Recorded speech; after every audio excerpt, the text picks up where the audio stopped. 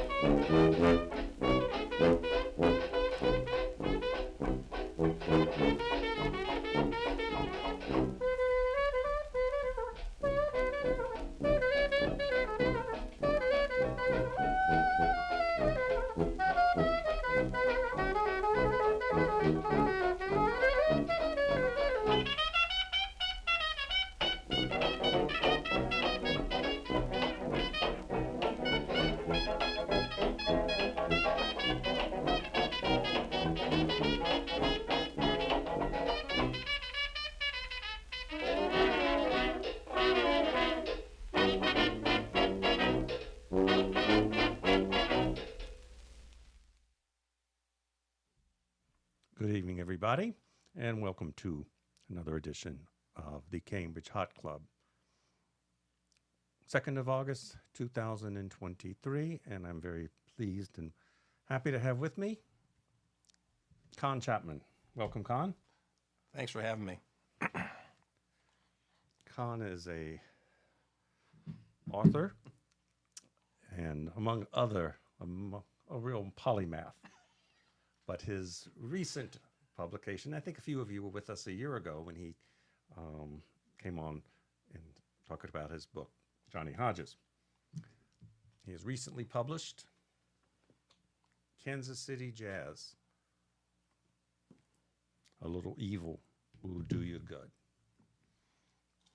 Yeah, there's the story behind that is, of course, that the Kansas City Jazz wouldn't have existed and wouldn't have thrived without a laissez-faire attitude towards drinking, gambling, prostitution in Kansas City at a time in America when, because of Prohibition, other centers of entertainment, nightlife were shut down.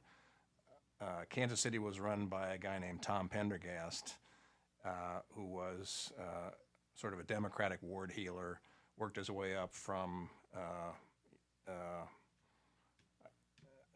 small-time politician to become mayor, and he said, Kansas City's open for business, so you had this gigantic influx of musicians from the Southwest, as far east and south as Texas, and as far west as New Mexico, and as far north as Nebraska, all looking for work, all looking for jobs, and of course, wine, women, and song. Kansas City had the wine and the women and the song, and other places didn't have the wine, and so they didn't have the song. So that's why Kansas City Jazz thrived for a period of about 20 years.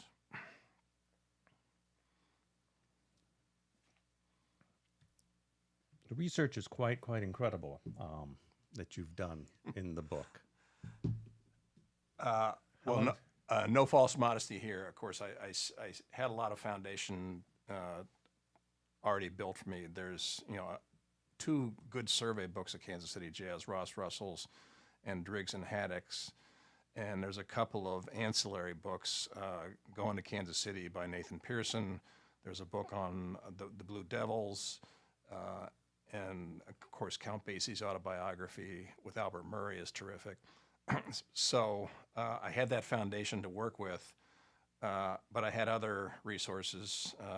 The wonder of the World Wide Web is that it's much easier to do genealogical research than it used to be.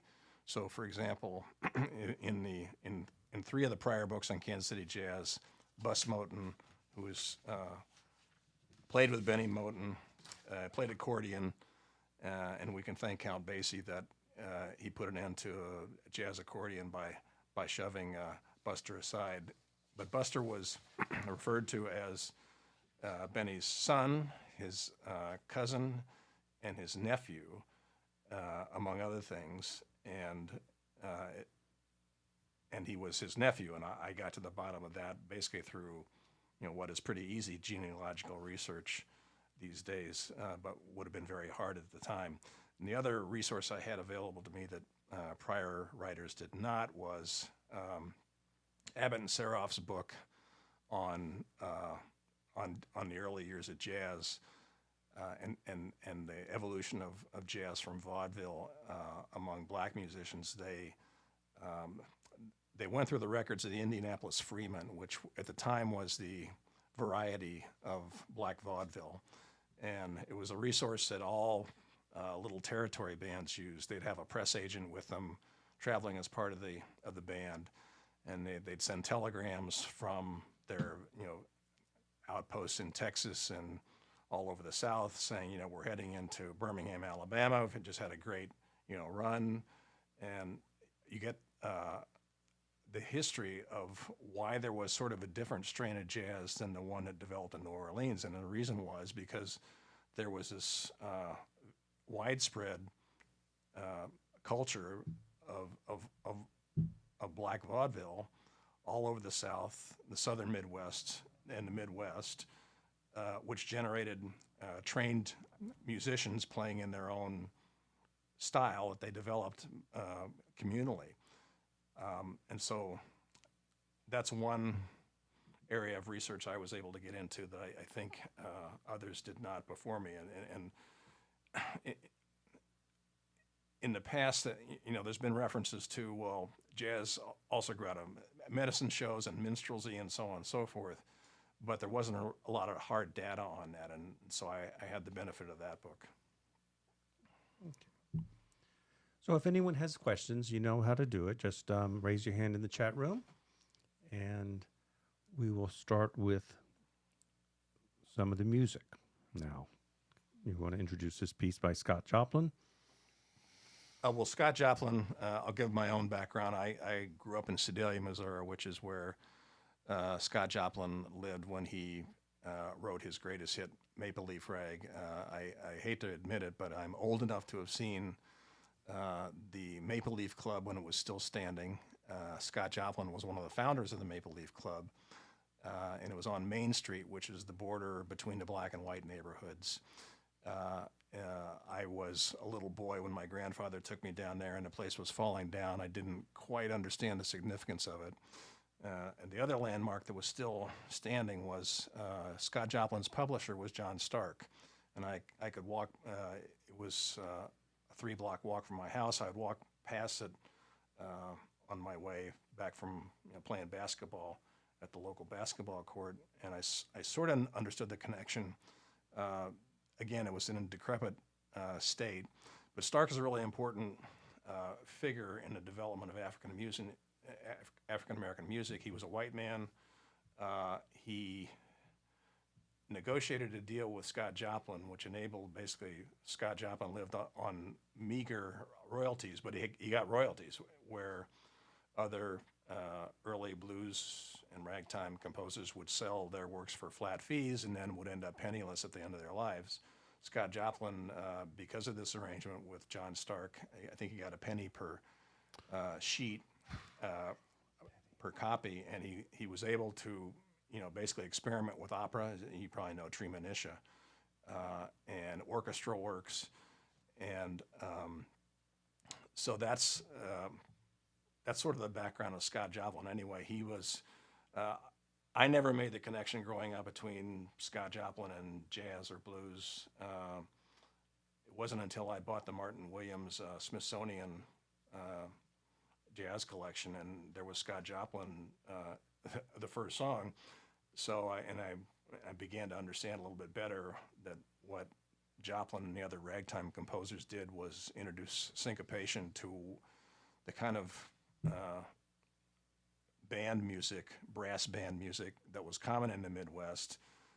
If you know John Philip Sousa, Stars and Stripes Forever, is a really funny Jelly Roll Morton segment on his Library of Congress recordings where he plays Stars and Stripes Forever straight, and he plays it with syncopation, and he makes it swing. And that's basically what Joplin and the other saloon and bordello pianists of the South, the Midwest, and the Southwest did, was they were playing for entertainment. They were playing, again, they were the song component of Wine, Women, and Song, but they made some of those old standards swing, and then they began to write their own music. And Joplin's, his Maple Leaf Rag it was a tremendous hit. And I would hear it growing up. I have to say, I didn't quite get it for a long time. It's a very thunderous kind of, almost bombastic if you listen to it, but it does swing. And of course, then when Scott Joplin's music was featured in the movie The Sting, everyone found out about him, and the revival was started. In my little hometown, they have an annual ragtime festival there every year. It's interesting because Joplin played in the saloons and the whorehouses, and my hometown had a lot of whorehouses. It was off limits during World War II. You might think that an African American living there would be happy to see Scott Joplin's music revived. The fellow who was basically responsible for getting this off the ground locally, Larry Melton, said, and he would spend time on the north side of town. He said there was still this lingering stigma that ragtime was the music of the whorehouse and the bar, and so he had a hard time talking not just the Civic Fathers, and it was an issue. They tried to name a school after Scott Joplin, and that failed. But he said even on the north side of town, on the black side of town, he couldn't get a lot of support for reviving ragtime. Anyway, he did. And so I selected this song because it has, it's called Stop Time Rag, and it features Stop Time, which you may have heard. You may know the Frank Conroy memoir, Stop Time. He's a writer and a jazz pianist. I don't know if he's still alive. He used to play on Nantucket. But Stop Time, Jelly Roll Morton said, you have to have breaks to have jazz. And Stop Time, you stop the music except for one instrument in the rhythm section. And this is what Joplin did in this song, and this is why I think it's a good example of ragtime leading into jazz. Joplin actually, and I'm having trouble tracking this down, but he wrote another song which formed the basis of what I think is the first Native American ballet, which was performed in my little hometown, but it failed. But it also had, if you can get the score to it, and it was called the Ragtime Dance, and it's orchestrated, and it's if you can get the sheet music, and it has instructions in the sheet music that the pianist is supposed to stamp his foot at various points in the score, and the dancers change dances. One of the dances is the Jenny Cooler dance, and I've tracked down what exactly that is, but I can't find the choreography to it. So I don't know what it looked like. I'd love to have it staged, but I think that's not going to happen unless there's some dramatic discovery that I haven't run across. Anyway, this is the introduction to Stop Time Rag. Before we go to the music, Francie has a question. Oops, sorry. Oh, yes. Thank you very much, Phil. And thank you, Mr. Chapman. Sir, 2 quick points. No less a writer than Eugene O'Neill, who also sang and composed saloon songs, no less at the original situs of where the World Trade Towers once stood. Yes, interesting. Now, the other thing, Han, very quickly, I am so deliriously excited that you are mentioning Bill Morton. I am just aghast with joy because I'm wondering, sir, if you would please share with us. ASCAP, which you know I trust, was founded in 1914. And as I trust you are aware, Jelly Roll Morton was never distinguished by being vouched for by a then member of ASCAP, such that he could become a member of ASCAP and receive the royalties that were then due and owing to him, and in my opinion, still are. Mm. However, Khan, what, if you will, please, sir, was your man, his relationship with ASCAP, if any? Did he fare better than Jelly Roll Morton? Thank you so much. I honestly don't know, and I think it's probably the case that Joplin was pre-ASCAP, pre-BMI. He was born in 1868. Jelly Roll Morton was, I'll check this right now. Yeah, I'm just wondering though, Khan, if his estate stepped up on his behalf as a kind of a clawback. You know that concept in law where you claw back.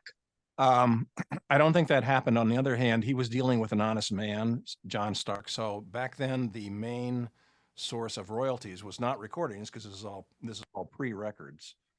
Right. It was sheet music and piano rolls, and so So my focus, though, also, thank you for that important distinction, is of course ASCAP, Association of Composers, Authors, and Publishers. So how lucky that Mr. Stark was an honest, ethical man.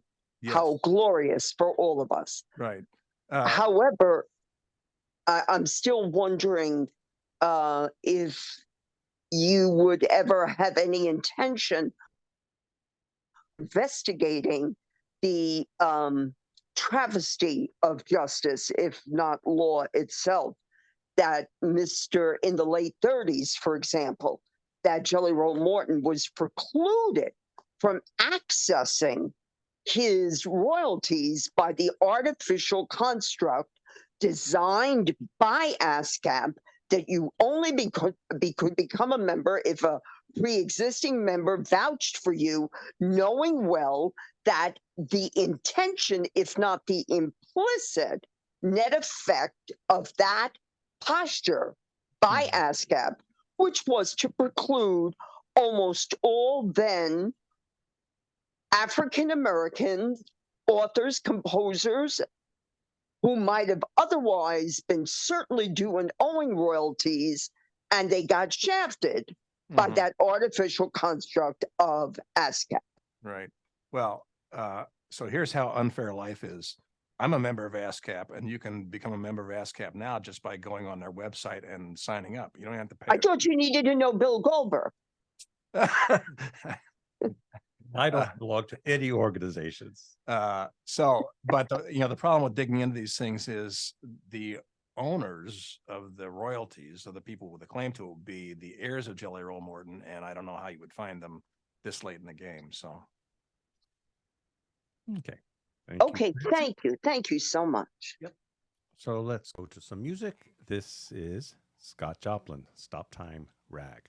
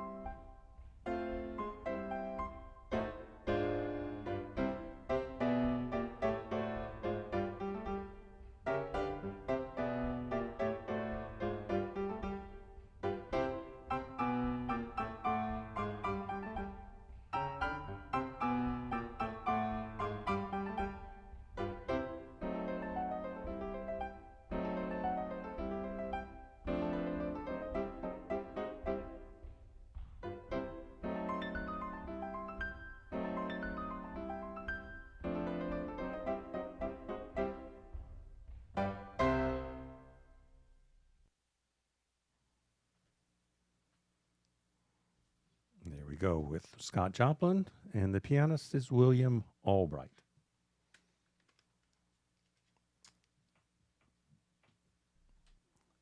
So the next song we're going to hear is by Wilbur Sweatman. Sweatman was born in Brunswick, Missouri, which is a little north of Kansas City. He was born in 1882, so he's a intermediary step between Scott Joplin and the Kansas City early jazz bands. Sweatman has been discounted by jazz's gatekeepers. Critics say the only thing he ever did was he was in Duke Ellington's band in New York, and his music isn't really jazz. And there was one unfortunate photograph of him taken, which has him holding 3 clarinets at one time while he plays a novelty number called The Rosary. And the mandarins of jazz say, this proves that he was a showman. He wasn't really a jazz musician, but I disagree. I think when you hear his music, you will hear at least the beginnings of jazz, and he certainly thought he was a jazz musician, and he was advertised as a jazz musician. But he's as I say, he's been discounted. So Sweatman, he didn't spend a lot of time in Kansas City, but because he sort of like Coleman Hawkins, who was from St. Joseph, Missouri, the same part of Missouri, the Northwest. He was such a success early that he was able to move away from Kansas City, which was at the time, I think only the 24th largest city in America. So it wasn't a big deal. So both he and Coleman Hawkins had early success and were able to get on the road. They went to Chicago. Sweatman worked in a song shop where he and his partner would arrange your music. He played the various vaudeville theaters. And the thing about the 3 clarinets and the Rosary was, at that time, jazz was still new and sometimes and a little strange and foreign to ears that were not used to hearing it. And so musicians were encouraged to include what they called a novelty in their act. And his novelty was that he would play multiple instruments at one time. That doesn't mean it wasn't jazz. And early accounts of conversations he had with various other musicians who were all trying to figure out how to make it big, people would say to Sweatman, you really need a novelty. You need something to catch people's fancy because, jazz, what we're playing, many of them didn't even call it jazz. It was improvised ragtime, I guess is a good category to put it in. But it became jazz, and it was new and it was strange to northern ears. So when Sweatman got to Chicago, one of his fellow musicians said, you need a novelty. And that's when he started the trick of playing 3 clarinets at once. And I guess in retrospect, no one says Rahsaan Roland Kirk was not a jazz musician because he played multiple instruments at one time. And there are other musicians who do the same thing. And there were many aspects of Sweatman that made him, I think, more professional than some of the other vaudeville entertainers. So, for example, he always he performed in concert dress. So where it was sometimes these guys are coming off the road from New Mexico, Texas, Oklahoma, looking kind of ratty. I mean, you read the stories of these guys traveling cross country, riding the rods. They'd hop on a freight train to get to where they were going if they were out of money, or they'd be stuck in town and a hotel would impound their instruments. So they didn't have a lot of money. But Sweatman was a success, and he always dressed in what we would consider dinner dress for a formal dinner, and he never Uncle Tom'd. So I think he has a lot of things going for him that cause him to merit a higher regard than he's held by the old line of jazz critics. Con, we have very few recordings of him, and he lived another 40 years after this recording. Right. And he lived in New York for many decades, correct? That's right. So Sweatman I found one early vaudeville picture of him, and he just him and a couple other musicians on the stage. But he eventually built up an orchestra.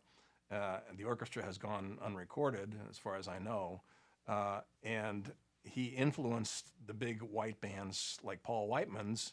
At the time, he imitated them because he wanted the full orchestral sound, but he added his own innovations to the music, so that he found out that the guys he originally started out imitating were imitating him after a while. So, Sweatman is, I know people who like Paul Whiteman. I know people who like that orchestral jazz. Certainly, it was the music of the early years. If you look at the Busby Berkeley movies and so on and so forth, as a friend of mine in New York, he just loves the guy. Sweatman eventually built up his little combo of 5 or 6 musicians to that level, but he, as I say, he's gone unrecorded, and I think he deserves more credit and more attention than he gets. So. Con, I have a quick question. I'm wondering, I remember reading somewhere that he was accused of shortchanging some of his band members, and he got a bad reputation because of that. Is that anything like the truth? I hadn't heard that. There's a good book about him by Mark Beresford, and I read it when I was writing my book. I don't recall that. I wouldn't be surprised. I mean, if I've read enough anecdotes of band leaders, shortchanging their sidemen. So, I can't count it out completely. Okay, we'll move back to the music. This is a piece he wrote called Kansas City Blues.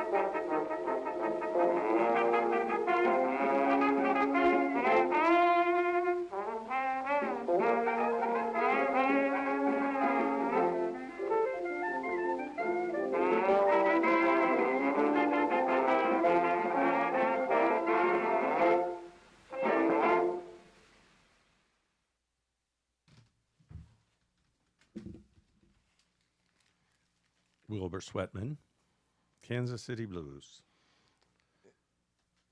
If I had to make just, one comment as to why people might not think that's jazz, you hear the same kind of breaks that you hear in the Scott Joplin number, but because of the difficulties in recording drums in early days of recording, I'm sure you've all heard the drummers playing on wood blocks. I mean, the kind of instruments we had in kindergarten, and that's the instrumentation of the percussionists in this one. And the thing that I guess doesn't, to some ears, make it jazz is because the drummer stops when there's an instrumental break because he doesn't want to overpower him. But if you had better recording technology, the drummer could have just kept going, ride the cymbal, do side stick on the snare, tom-tom, whatever, and I think you'd get a more of a contemporary jazz feel. I don't think there's any big drive to revive Wilbur Sweatman among trad jazz members, but there should be. Well, I wondered, Arthur and David, who were regulars on the Monday New York Hot Club, and Francie, I don't think they've played any any Sweatman, not that I've heard. Oh. Okay. So we'll move on a few years later with the great Benny Moten. Well, Benny is, again, he's a somewhat neglected figure. My first realization that there was something to Kansas City jazz, I bought the old RCA vintage Count Basie album, and I'm reading on the back, and it says that he took over Benny Moten's band, and Benny Moten's band was the hottest in Kansas City. And here I am. I grew up 100 miles from Kansas City, less actually. Moved to the East Coast, and I'd never even heard of Kansas City jazz until I got out here and happened to buy that album. Kansas City jazz has been revived quite a bit since then. There is a Kansas City Jazz Museum. There's, Charlie Parker is honored at the airport and various things like that. Benny Moten is not, because Benny Moten died on the operating table one night when he was having a tonsillectomy. The band had gone out to Denver for a date, and he'd been having throat problems, and there are all kinds of stories about it. He and the doctor were out drinking the night before, and the doctor had a hangover, and the knife slipped. It was more, I think, a case of Benny had a terrible fear of going under the scalpel, and so all he got was local anesthetic, and he jumped when the scalpel touched his neck, and that severed a vein. So what happened then was Moten's band was the most successful. It was kind of this megalith that would absorb other bands like Walter Page's Blue Devils. Because Benny had a steady stream of business in Kansas City, he was able to pay his musicians well and keep them busy. And so you could actually make a living just playing with Benny Moten, where, for example, Walter Page's Blue Devils, traveling around Oklahoma and up to Kansas City and back and forth, they'd have to go a long time between jobs, and even Count Basie had to quit him at one point. But after Benny died, there was a bit of a struggle between Bus Moten, who, as I say, was his nephew, not his cousin, not his brother, not his son, although he did have a brother named Bus Moten, so it's even more confusing, and Count Basie. And the two would sort of pull at each other in a direction. Count Basie, being a diplomat like Duke Ellington and all the other major band leaders, would never say anything bad about anybody else, and he swore it was, his final days, that he didn't steal Benny Moten's band, and that's true. Some people went with Bus Moten for a while, but Bus was kind of a handful. I mean, first of all, he was a showman. He was more of a showman than a musician. He was a bit of an egotist. He'd crack down on the guys. Bill Basie was very easygoing.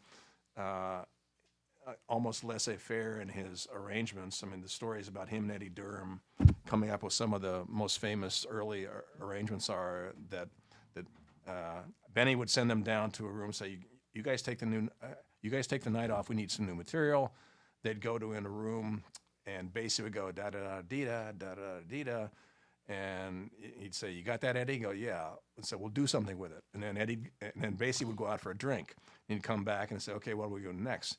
And they'd add another riff onto it, and Basie would come up with something again, just sort of sound it out, and say, "Eddie, you got that?" And he goes, "Yeah, I got that." So then Basie'd go out for another drink, and that's how they composed some of the very earliest of the arrangements that the Moten Band became known for.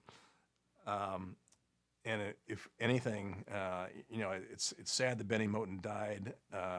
It's not so sad that the Basie was able to attract musicians away from Bus Moten, because otherwise we could have had a situation where Basie never took off, and we were Benny Moten's band was instead taken over by a guy who was leading them playing the accordion. And there are not a whole lot of jazz accordionists, and I think we have Basie and the slip of the scalpel to thank for that. How important was the Pendergrass group, a political group, to his success? Well, there are suggestions in some of the other books that Benny was wired. He was in politically, and with the Pendergast machine, and I don't think that's. I didn't find anything to support that, so it's sort of a unfounded innuendo. What Benny did have was a gigantic family. I mean, he had like something, I think 16 brothers and sisters, nephews, nieces, cousins, so on and so forth. So if Tom Pendergast or one of his ward healers called up and said, Tuesday's the election, can you turn out the vote for me? All Benny had to do was say, yeah, I'll bring my family. Okay, any other questions or comments before we go back to some music? Okay, this is Get Low Down Blues.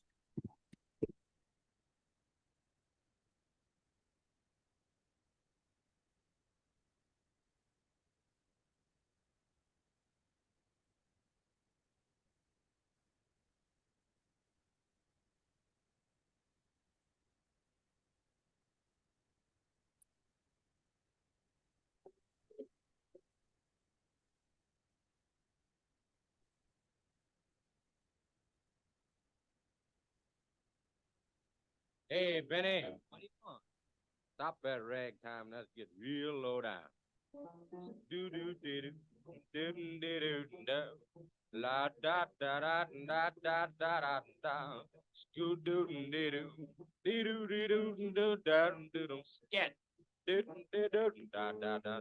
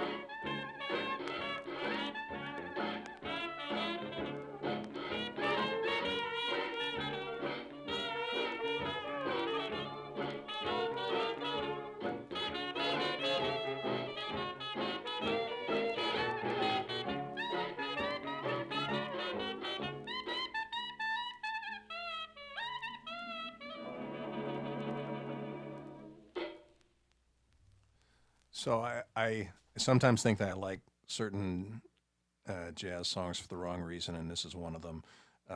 It has that novelty introduction, which I find very funny because there's a colloquy between Ed Lewis, who went on to become to play with a number of bands, including Count Basie and Benny Moten, and they start off with a ragtime, a two-beat ragtime. And that's when Ed Lewis cuts in and says, "Hey, Benny, stop that ragtime. Let's get real low down." And they switch over to what is an entirely different mode. He calls it a blues, and I think it is a blues, but it's like a stomp blues, which is, you know, a term that's fallen into disuse. But it's a heavily accented beat with blues improvisation over it. And this is, according to some theories, you know, what really turned the corner from ragtime, which was sold as a two-step to people who would dance to it, to what became the four-beat that became swing, and that Count Basie and his rhythm section became known for. But the stomp beat is what Benny Moten became known for, and it was even mentioned in his obituary. And it's a term that's basically passed out of existence in terms of jazz history and jazz styles today, but it's kind of like pornography. You know, Potter Stewart said, I can't define it, but I know it when I see it." And you got about 6 different jazz critics who all say, and Count Basie and musicians and Jelly Roll Morton all say, "I don't know what stomp is, but I know it when I hear it." And that the second part of that Get Low Down blues is true stomp blues / jazz. Con Chapman is the author of a recent book called Kansas City Jazz, KC Jazz, and he actually devotes quite a bit of time analyzing the point of stomp in the early chapters of the book. We're going to move on now to Hot Lips Page. Well, so I first heard Hot Lips Page on a Charlie Parker record, and I sort of, when I heard it, it's like, why haven't I heard of this guy before? And Hot Lips Page was sometimes his own worst enemy. He was not a member of Count Basie's band, but he'd been a member of the Blue Devils, and he came to Kansas City and ended up sharing the spotlight with Basie at the Reno Club, and he would sit in with Basie. Basie had a band called 3-3 and 3, and it was actually 3-3 and 2. There were 3 saxophones, 3 trombones, and 2 trumpets, plus Hot Lips would sit in with them. And Hot Lips was a great entertainer, had a great stage presence. He literally grew up, you know, in Texas, making music with beat-up instruments, cast off, and he became a professional at a very early age. But he was such a dynamic presence that Joe Glazer wanted to make him a headliner, and he came to Kansas City one night and he heard Hot Lips performing, and he signed him up thinking he would turn him into the next Louis Armstrong. So Hot Lips Page said to Basie, "I'm going to New York, why don't you come with me?" Which is sort of like saying, "I want you to be my vice president." You know, Basie, for all his quiet and soft-spoken demeanor, was very ambitious. He moved in on the Moten situation, and he turned Page down, even though Page at that time had national representation and was heading to New York City.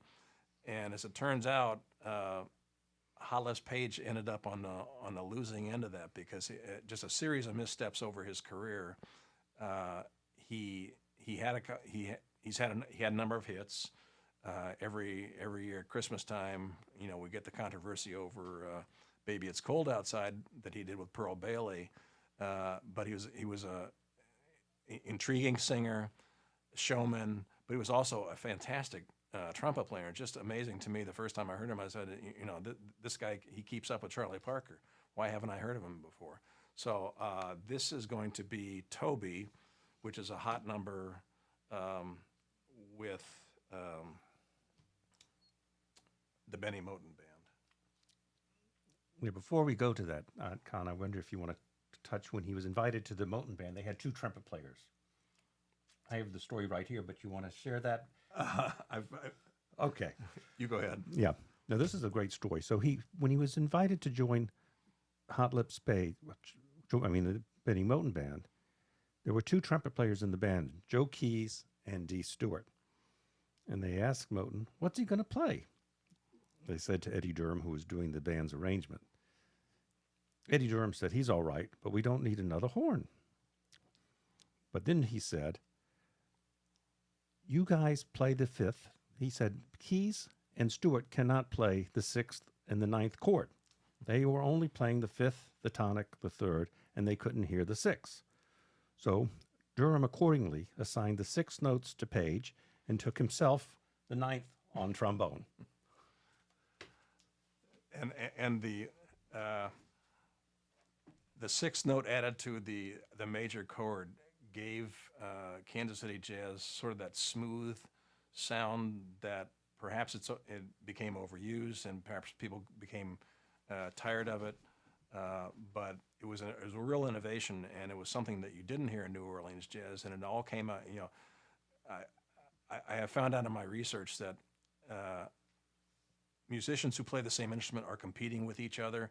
If you play the fifth note in a chord and that's been assigned to somebody else, they'll say, "Hey, get off my note," and that's what the two trumpeters were saying about Hot Lips. Okay, music. Hot Lips Page, Toby.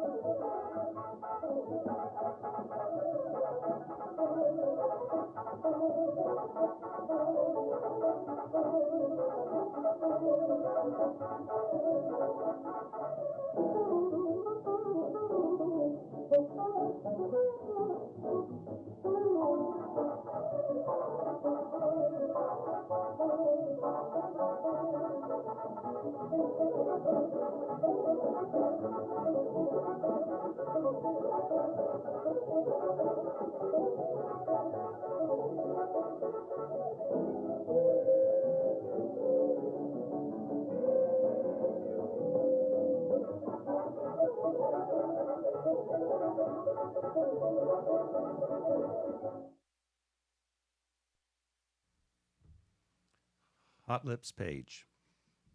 We have a question from Justin. Go ahead. Thank you for that cut.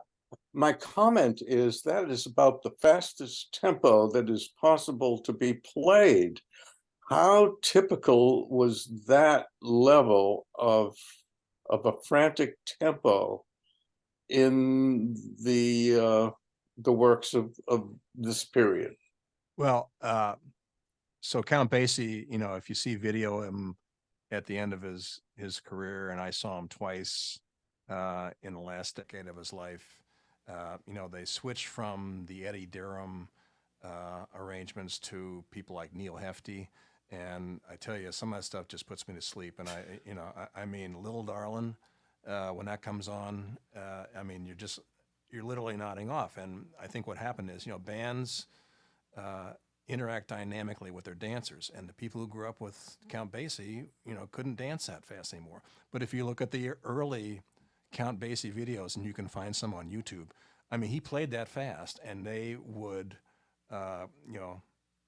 they would set the tempo that fast for some of the clubs that they played in. Of course, that wasn't the entire evening. One of the dance styles that has also, disappeared is called the slow drag. And so there were some numbers in the book that were slow drags, but that is, I'm not sure what you would do to that. That's faster than a foxtrot. And it has some, it has a little bit of ragtime in it. And I think, so ragtime you danced a two-step to, and I don't know what a two-step is, but I think you could do it very rapidly, sort of at the tempo of a Charleston.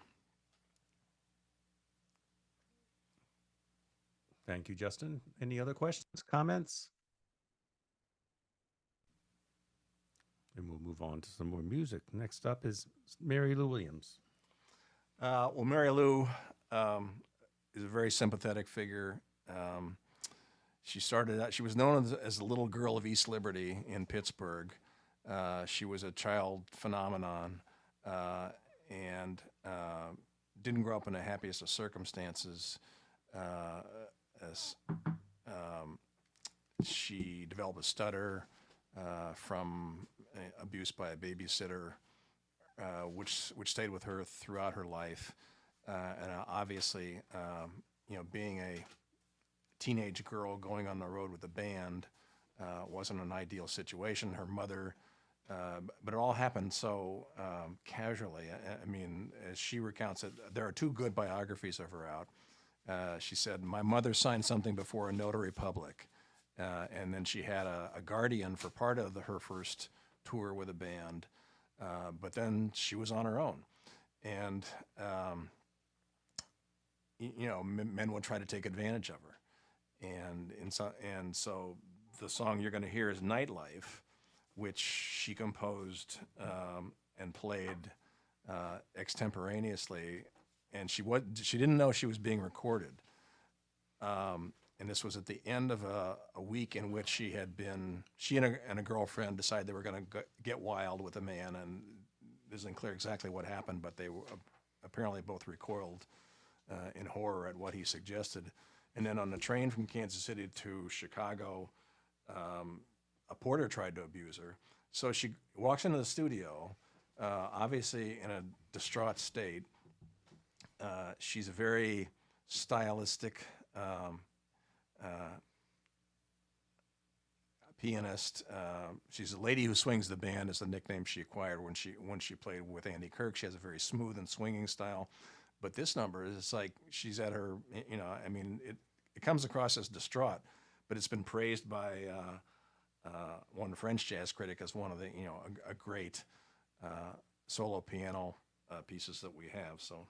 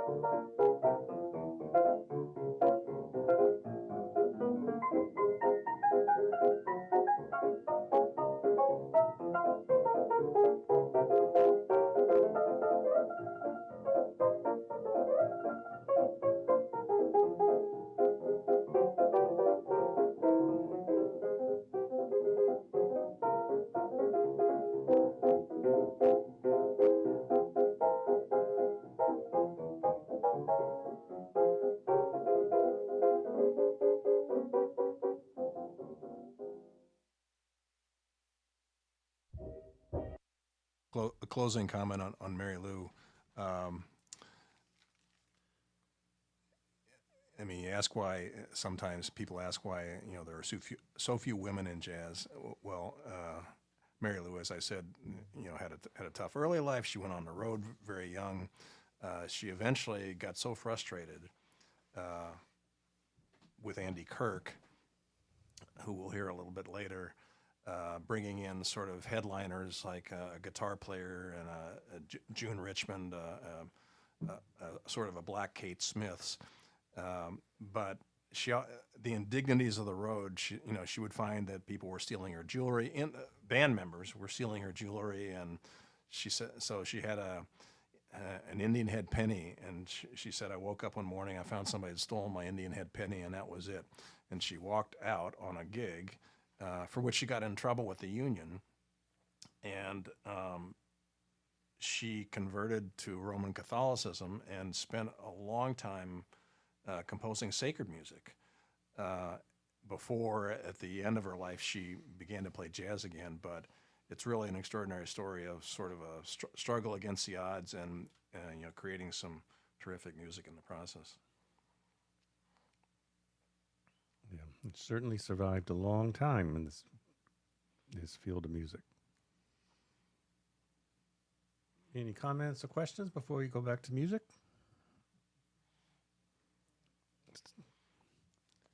And the piece we just heard was recorded when? This was recorded in December 15, 1930. And the critic I referred to, who called it one of the most beautiful hot piano solos we have, is Hughes Panacea of Panacea and Gaudier, the two jazz dictionary writers. And now we'll move up a couple years to Moton Swing. So this was the Moton Band's theme song, and again, it resulted from a Skunk Works kind of session where Benny Moton said, Basie, you and Durham go down there and write me some new music. And you talk about sampling, you talk about plagiarism. Well, this isn't quite plagiarism, but they took the song "You're Driving Me Crazy," which was also played by Andy Kirk, but it was had been a hit for two sweet bands, Rudy Vallée and Guy Lombardo, and they reworked it in Kansas City fashion. And this was one of this became a method for producing sort of transmogrified, Kansas City sound songs out of pop songs, and the audiences liked it because I said, well, that sounds like You're Driving Me Crazy, when in fact I find this song to be, it's the layers of riffs one on top of the other, and you sit and listen to it, and at the end you go, wow, that's terrific. It's like, what did I just hear? It's like, because it's not really so much a melody as it's a collection of riffs one after another that just keep coming at you. And this, the riff style is said to be characteristic of Kansas City jazz. I'm not sure it's more characteristic than other areas of the country, but it was developed there to an extent that, for example, it wasn't in New York. Fletcher Henderson used it, but he didn't use it to the same extent as a compositional method. So I don't know what you'd call it. I guess in painting it'd be a pastiche or something, but it's really hypnotic. I find it. It's like I listen to this song so many times and I go, I'm finding something new, and you wouldn't do that if it were just a pure melody. You'd say, okay, in your typical AABA jazz standard, you know what A is, you know what the repetition of A is, you know what B is, and you know what A at the end is. But in a riff song like Moton Swing, it's just one layer after another. It's like archaeology.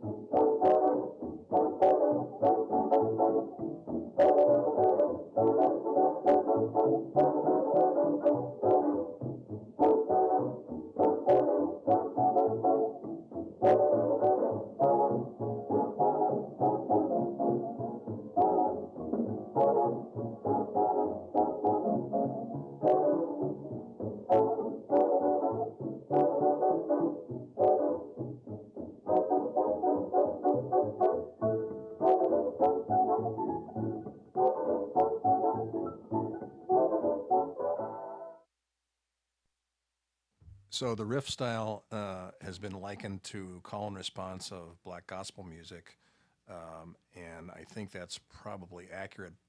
The way the band shifts there from one riff to another, there had to be a leader, and so Hot Lips Page was supposed to be one of the best at setting a riff. So after 4 or 5 repetitions of one riff, somebody has to jump in and come up with a new idea to keep the song going, even though in a certain sense it's not a song that we think of because it's not AABA, it's all different kinds of riffs. And Hot Lips was supposedly the best at jumping in, and playing on his trumpet what would be the next phase of the song. Wasn't that from the famous? Wasn't that from the famous session in Camden, New Jersey, in the middle of the Depression, the early part of the Depression? That 32. Yes, that was. So that's a very famous session, and of course there are many stories about how it came to be. The band was literally on their last legs when their instruments were impounded at one point.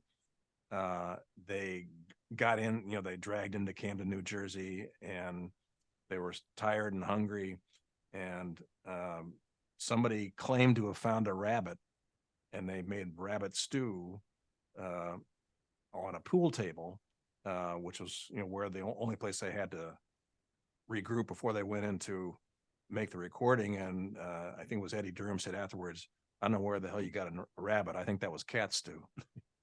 Mm. Thank you, Arthur. Any other questions or comments?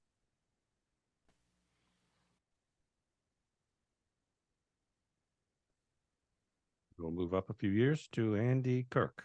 Well, Andy Kirk's an interesting guy in a lot of ways because he was sort of the first crossover band, black, from Denver. He grew up in a very harmonious racial climate, and so he was open to playing for white audiences. And out in Denver at the time, you had to be able to play for white audiences. He played for George Morrison's band, and George Morrison, I like to cite him as, you often hear people say, where'd the word jazz come from? And, there's been this recent controversy. Somebody found an early citation of it in connection with a baseball game. And they say, well, so the word jazz came from baseball, right? Because that's the first time we've seen it in print. Well, the point that misses is, of course, that if you were black in 1906 or 7 or 10 or whatever, you didn't get your story in a newspaper. You just played your music and you used the word, and you may have put it in your advertisements. And in fact, they have found old advertisements. But George Morrison had written JASS band on the side of his car, and this is the band that Andy Kirk played in. Anyway, so that was that's a digression I'm interested in, but you may not be. So anyway, Kirk, he put together, as you know, did some of the other band leaders, a set list that included several variations. He had, in essence, a sweet set list. He had a hot set list. He had one for audiences who wanted to hear country and western music, and they played, you know, so he said Turkey in a Straw. If that's what they want us to play, we'll play it. And he became open because of his background in a harmonious, you know, in a harmonious racial atmosphere, to playing for, you know, white audiences. And he had the first big hit of the Kansas City area, which was Until the Real Thing Comes Along. And the story of that song is even weirder because it came from a Broadway show. Some women in Kansas City heard it, but didn't hear the words right. So they did their own version of it, and they started singing it in nightclubs. And it was called the Slave Song because the words were, I would work for you, I'd slave for you, I'll be a beggar and a knave for you. And it became a regional hit in a way I don't think it's possible anymore, obviously, because we have the internet, we have you know, mass communications, but they literally misheard a song from New York and turned it into a Kansas City song, and all the bands started playing it, including Andy Kirk, and his version was so popular that it became the first big hit of Kansas City jazz to go national. And they didn't even know that they had a hit until they traveled across the state to St. Louis, and St. Louis has riverboats where there's gambling and that sort of thing. And he said they arrived at the dock, and there was a crowd there, like a baseball game was being played. And he goes, "What's going on?" And when they started playing Until the Real Thing Comes Along, people rushed the stage like they did for the Beatles, you know, in the '60s. So it was a phenomenon driven by, you know, the mass media. You know, people had heard the record on the radio, but it was also a situation where, and I say this not to derogate Kansas City jazz, there's a certain amount of homogenization. The Kansas City band leaders and musicians had to play for white audiences as well as black audiences. They heard white music as well as black music. And so there wasn't a black-white dichotomy. There was just swing, and that's what it became. So here's Until the Real Thing Comes Along.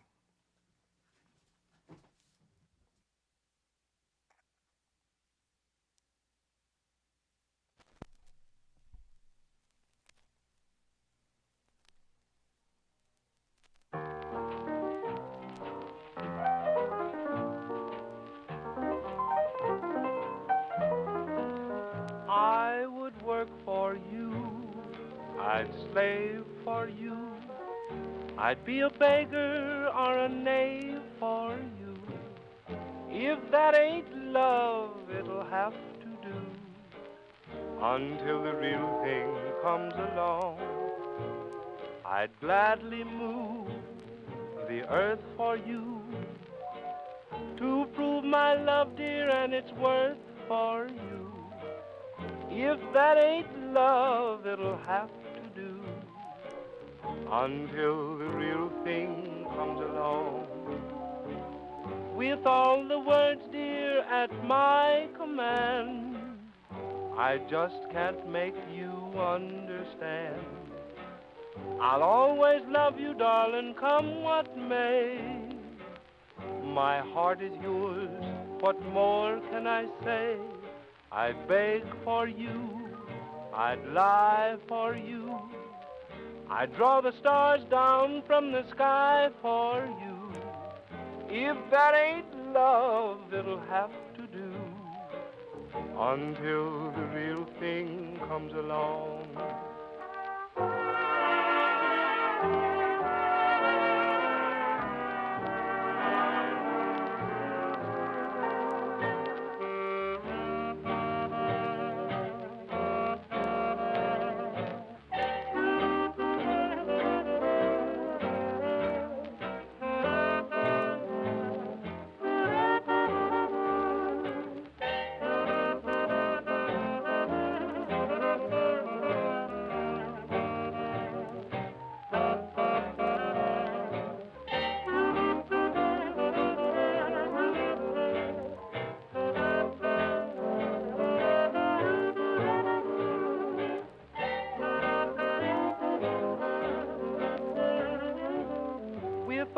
of words, dear, at my command.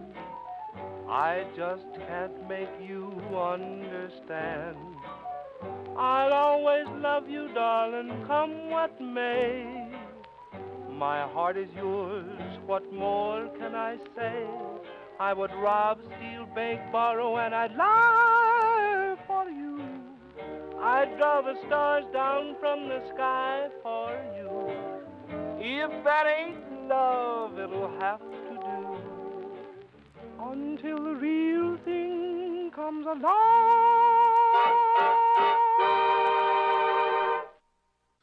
So that may strike you as sweet, and it is sweet, but as I say, Andy Kirk decided for both commercial and personal reasons that he was going to try to appeal to a broad spectrum, and he did, and that was the first big hit. The vocalist is a fellow named Fay Terrell, who was short, and you heard his sort of high-pitched voice, and guys would sometimes at dances, would sort of try to pick on him, but what they didn't know was he was a former bouncer and a boxer, and he would if somebody tried to pick on him or make a smart remark about his voice and how effeminate he seemed to be, he'd just knock him out.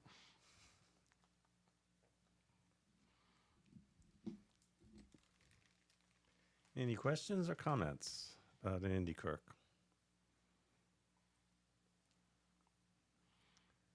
Well, we'll move on to Count Basie. Well, you may have heard the story about how John Hammond, who discovered, Bob Dylan, also discovered Count Basie, and he was a descendant of the Vanderbilts, and he had a lot of money once he hit 21, and he decided to focus on civil rights and jazz. And the story that he discovered, Count Basie, as always, it gives a little bit too much credit to the discoverer, but you might wonder, if all they had was radio back then, how did people in New York hear a band in Kansas City? Well, I don't know what you listened to when you were growing up, but growing up in Missouri, we could hear radio stations in Mexico and deep Texas and deep Louisiana at night. And there's a phenomenon called skywave, where radio signals travel further at night than they do during the day. During the day, they travel on the ground. During night, they bounce off the ionosphere or something. I go into it in some detail just because I'm amazed that this was what led to some of these bands way out in Kansas City, which was at the time the 24th largest city in America or something like that, about the size of Newark, relatively. And they became known to people like John Hammond, who was looking for talent. And the reason is because if you fiddle with your car radio, as Hammond did one night in Chicago, you could pull in you could pull in a regional style of music that you had never heard before, and that isolation also enabled the musicians to stay local. I mean, it's kind of like the locavore, the restaurant now. Farm to table, we bring food only from within a certain radius, and you could have the development of a regional style then that you can't have now, and this is the underside, the flip side of technology is it's hard to develop that regional style. So, and this is relevant not just because Hammond heard Count Basie from his car radio in Chicago and drove down there after pestering Count Basie with letters and telegrams. I've loved to come hear you, so on and so forth.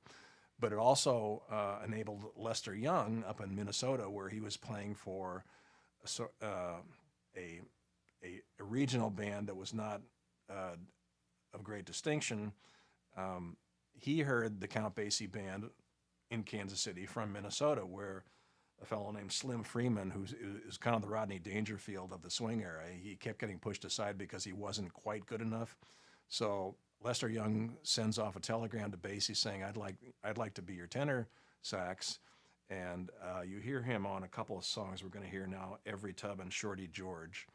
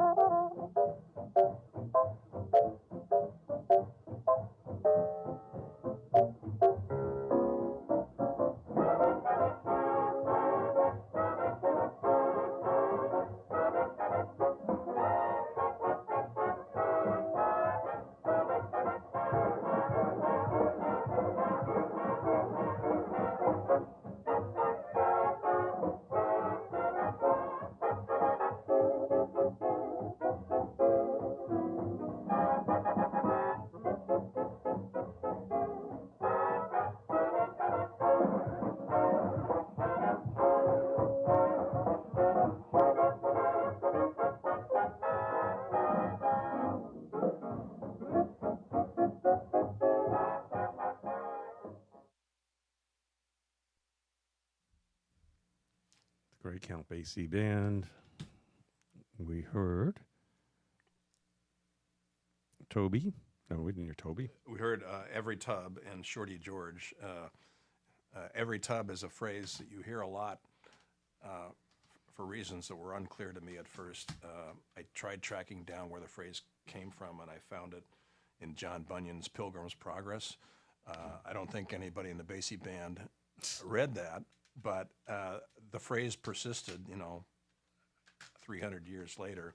And what it means is, it's if you visualize a bunch of tubs sitting one within another, that's tubs that are not on their own bottom. The phrase means that every tub is sitting separately on the ground, and that's how Basie, when he would say every tub on its own bottom, meaning I want everybody playing and nobody, leaning on the second saxophone man in the section.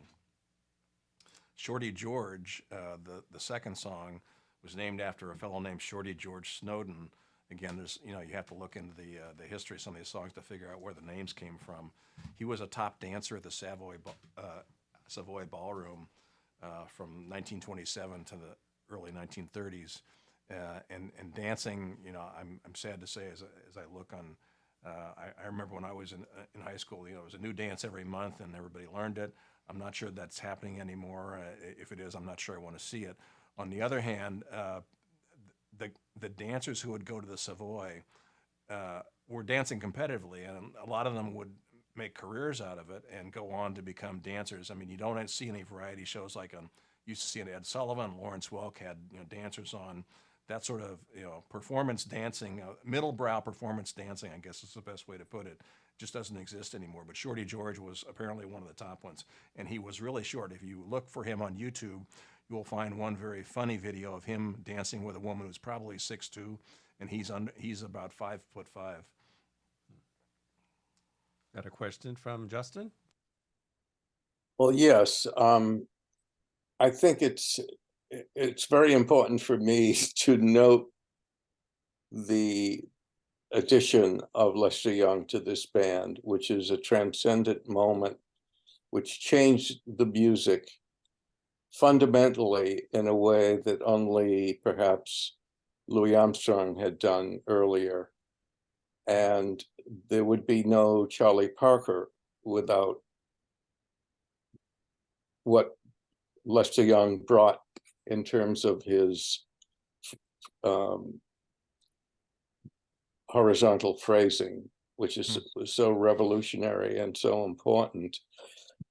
I'm wondering about also the addition of Joe Jones and Walter Page, the so-called All-American Rhythm section, how that came to be.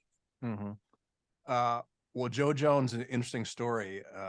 He, as you may know, jazz in its beginnings was often produced by the mob, and because the mob, certainly during Prohibition, it was the mob who was running the illegal speakeasies, and afterwards they transitioned, without missing a step, into legal ownership. So Joe Jones was in Nebraska, and then he came down to Kansas City. He traveled all around and sort of on a short-term engagements. A guy walked into a bar in Kansas City one night, and he said, "I like the way you play. You're playing in my place in St. Louis tomorrow night." And Jones sort of said, he understood it was an offer he couldn't refuse, and he was literally dragooned to play in a club in St. Louis, and then a dispute arose between the owner and a girl or another musician. And he had to get out of town, so he came back to Kansas City, and he sort of said, "Basie, I'm ready to join your band." And at the time, they walked into the bar where he had left Basie, and the owner was understandably mad that he had lost his drummer. And Jones said, "Listen, man, give Basie a pint of gin, give me a beer, we're going to play, shut up." And he just started playing again, as if he didn't miss a beat, which is true literally and figuratively with Joe Jones.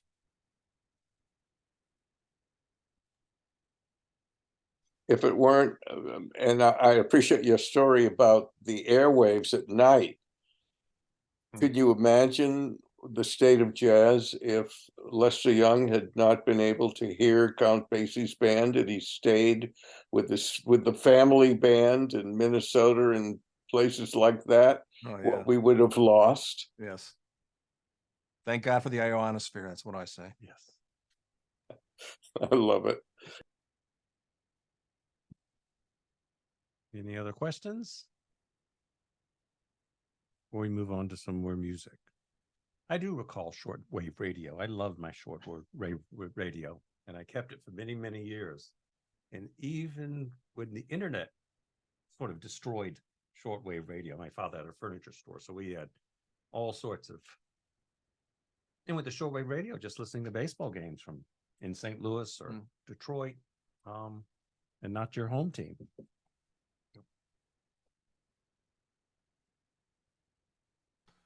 We're moving on to some Henry Buster Smith. Oh, Buster Smith is, if I had to pick the two unsung heroes of this era and area of jazz, along with Eddie Durham, who was the arranger for the early Count Basie band, I would have to say Henry Buster Smith. His history in the music literally extended from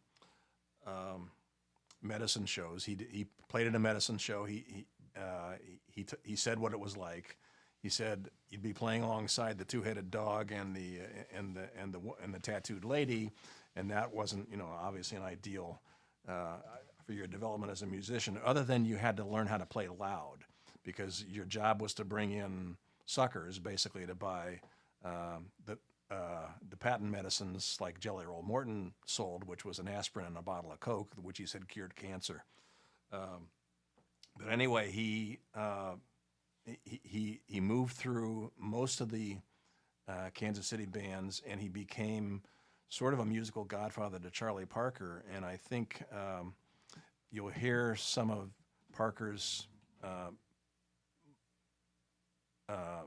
techniques in elementary form in Buster Smith's playing. Buster is not, by any stretch of the imagination, he doesn't have the musical imagination that Bird has, but he did two things that you'll hear pop up in Bird's playing. One is double timing. He'll shift suddenly from a phrase where it's 1, 2, 3, 4 to 1 and 2 like that. And he'll also, he uses triplets a lot as sort of an embellishment on a note. And the CD we're going to hear from was not recorded until very late in his life. He was a bit of a homebody, and there are other stories of homebodies in jazz. I mean, I think Harold Land is one who could have had who could have made a bigger name for himself. Lucky Thompson is another, and at some point in their life, they just decided it's more important I be with my mother or my sister, brother, so on and so forth, and they left the road and became arrangers, and that's what Smith did. But before he did that, he was Charlie Parker's sort of godfather on the road. When Parker left Kansas City to go to Chicago on his way to New York, it was because Buster had already moved to New York, and he was getting work as an arranger, but he wasn't getting as much work as he wanted, and that's why he eventually left the business and went home. But Charlie Parker stayed with him in his apartment in New York, sort of helped him through the difficult phase we've all heard about, where he was the janitor at Dan Wall's Chili House. He was playing at night in Minton's, but he was really scuffling. And I think if you listen to this to Buster's tune, this is one of the songs on I think the only solo album that Smith produced in his life. I think you'll hear the beginnings of Bird.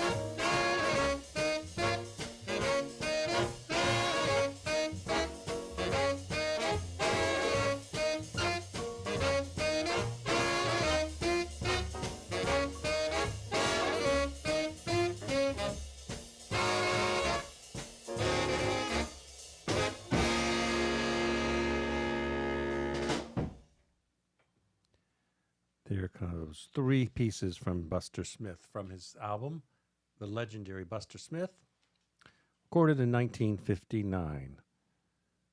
Buster on alto saxophone, Eddie Cadle on tenor sax, Leroy Cooper baritone sax, Charles Gillum on the trumpet, Clinton Smith on trombones, Herman Flowers piano, Hosea Smith on the bass, and Robert Cobbs on the drums. Yeah, as Con mentioned earlier, he spent most of his life in going back home to Texas, and so not many recordings. It's interesting. This was supervised by Gunther Schuller.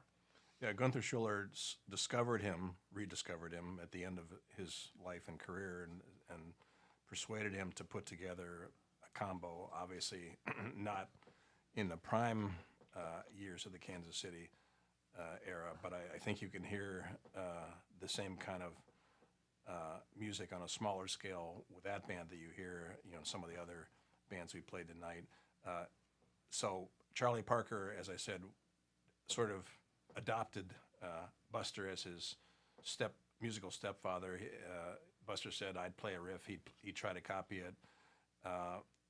And before Bird turned into the bebop protean improviser that we know him, of course, he was sort of in this this wave of swing music that came out of Kansas City. It's a not very well known fact that Bird had auditions or quasi auditions. I'm going to correct myself. He was supposed to audition for Duke Ellington, and he didn't show up. And it was, most people say, it's because he lacked confidence in himself. He didn't think he could play in a band that was so heavily orchestrated with charts as Ellington. But he also, Buddy Tate at one point tried to persuade Count Basie to hire Parker, and Basie said, "Well, I'll come listen to him."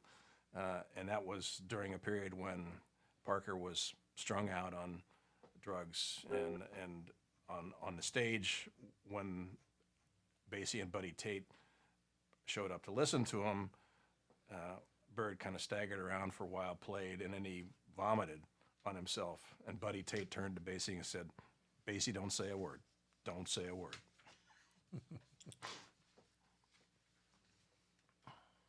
Any questions? We'll jump right back in the music then. Harlan Leonard, born 1905. Well, Harlan Leonard is probably the greatest musical IRS agent to ever live. He started out with some of the hottest bands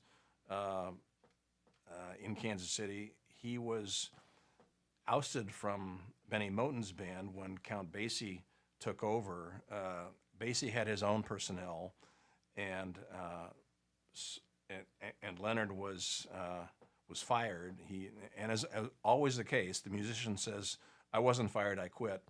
But it was pretty clear that this was, again, I mean, you look at Bill Basie, he seemed such a genial, avuncular, grandfatherly, friendly guy. I mean, he was a shark when it came to putting together his bands, and he wanted Leonard and some of the other musicians who had been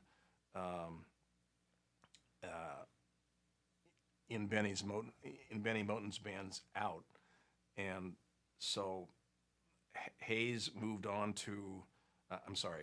Harlan Leonard moved on to Thaman Hayes' Kansas City Skyrockets, and they became Harlan Leonard and his Rockets.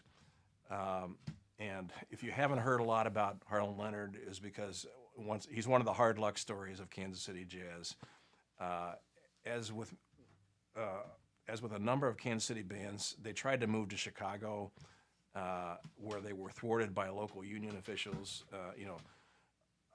The local union would sometimes have a rule, as in New York, that you had to be a resident of New York for a year before you joined the union, and without the union card, you couldn't play. So the Hayes Skyrockets tried to make a move into Chicago. They were reported to the union, and what the local unions would do would be to say, an out-of-town band can come in to our area, but they have to charge a premium over what a Chicago band would charge. So Thaman Hayes claimed not to know this. You were supposed to post your contract with the local union to show what you were charging. He got fined what would have been $10,000 for this union infraction. And so Hayes quit and Leonard took over. And it's kind of a family story from that point on. His mother-in-law, and I say this with all due respect to mothers-in-law around the world, extended herself tremendously. She funded new uniforms for the band, and you had to have a uniform back then. I mean, if these guys had been playing today, you know, they could have just shown up in their street clothes, but you had to have a uniform if you wanted to be respectable, because you were supposed to be playing as a band, not a series of soloists. And they went to work and practiced, you know, diligently, and then they got into a battle of the band with Benny Moten's band, and Benny Moten was still the king, and some of his musicians got cocky. A couple got drunk. There was a fight on the bandstand, and Harlan Leonard and his band beat Benny Moten. It was like you know, Mike Tyson getting knocked out by Buster Douglas, and all of a sudden they were the top band in Kansas City. Charlie Parker played with them, and they got a recording contract. And as you know, the old phrase, the history is written by the victors. In music, history is written by the guys who get the recording contracts. But again, a series of missteps. They recorded "I Don't Want to Set the World on Fire," which we all know today, but they recorded it as a jump tune, which, you know, is kind of an oxymoron. Everyone who knows the song probably thinks of it as a love ballad, and it didn't become a hit for them, but it became a hit for Charlie Barnett's band. And eventually, Leonard, like so many band leaders, just got tired of life on the road, tired also the organizational side of it, which as many, you know, failed soloists who think, well, I'm the top soloist in Duke Ellington's band, I can start an orchestra of my own, find that if you don't have the infrastructure, if you don't have the book of copyrighted songs to sustain you with royalties and keep your payroll current during those periods when you don't have a job, it's hard to keep a band together. And Leonard gave up, and as I say, he moved to Los Angeles, played for a while out there, and then became an IRS revenue agent. So again, you know, it's you know, people say, what does jazz contribute? Well, you know, we provide some of the greatest IRS revenue agents ever. So this is Southern Fried, also known as Harry Joe Jump.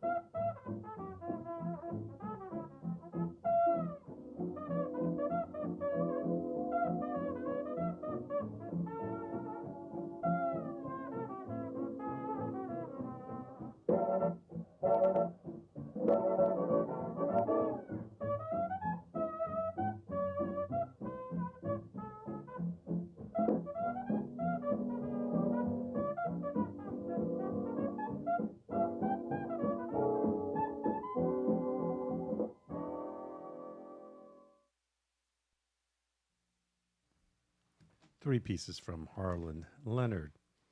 We started with Southern Fried, then went to My Gal Sal, and then Keep Rockin'. Harlan Leonard and his Rockets. And as successful as Harlan Leonard was in Kansas City and their attempts to break into Chicago, when they got to New York, they were not as successful. And the rap on them was that Harlan was a bit stiff in his tempos. And I think I agree with that assessment, having listened to those three. Nonetheless, I mean, he played a big role in employing Charlie Parker, and I've had his album, the one RCA Vintage album that he made, and for many years, and I still listen to it from time to time.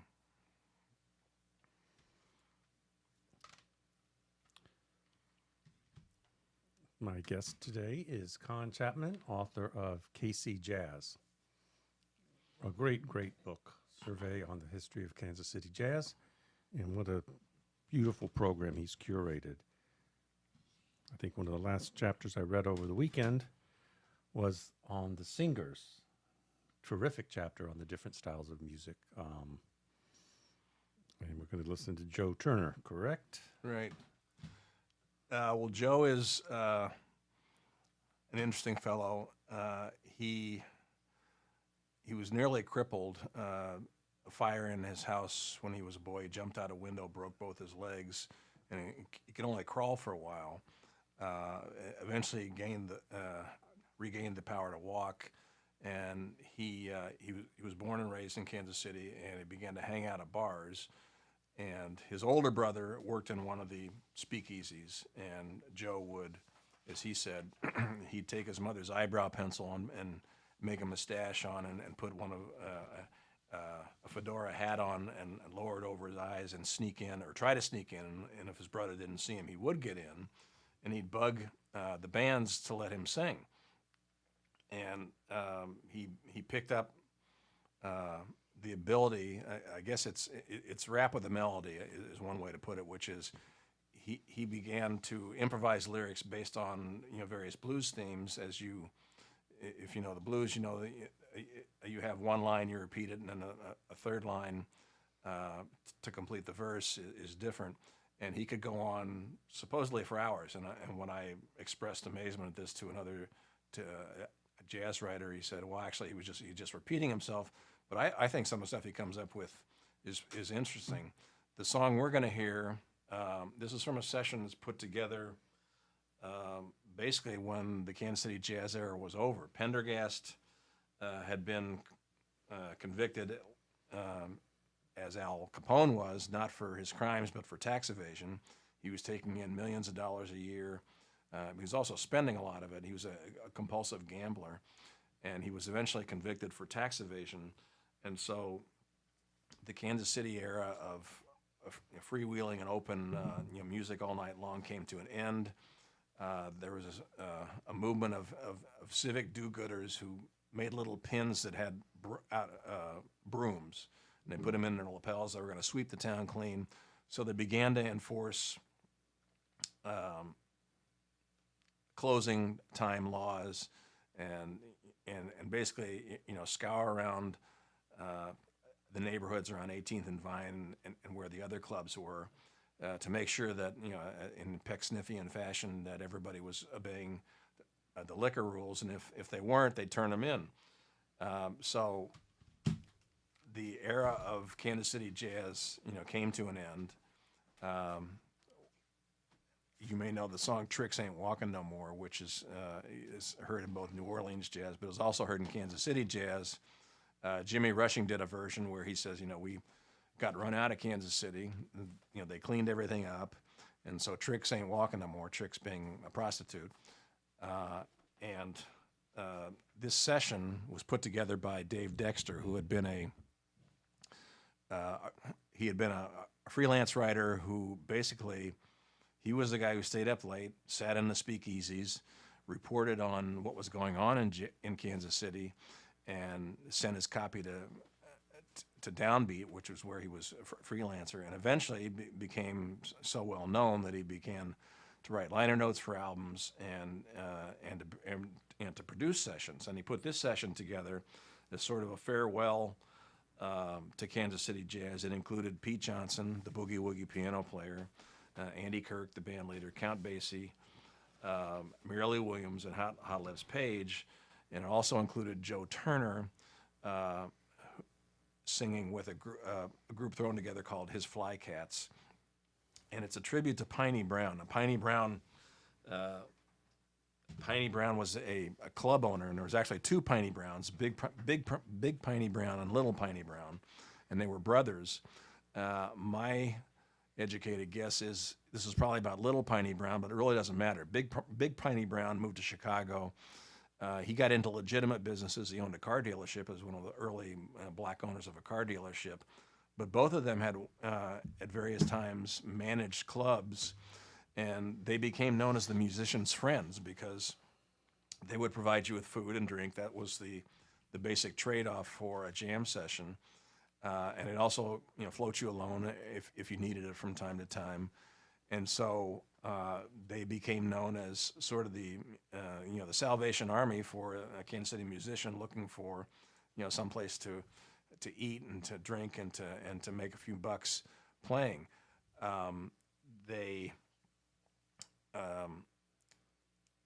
This came to an end basically because, again, of the musicians union. I mean, there were forces from all different sides that caused this collapse and the collapse of Kansas City jazz. And one was the attitude of the musicians union towards jam sessions.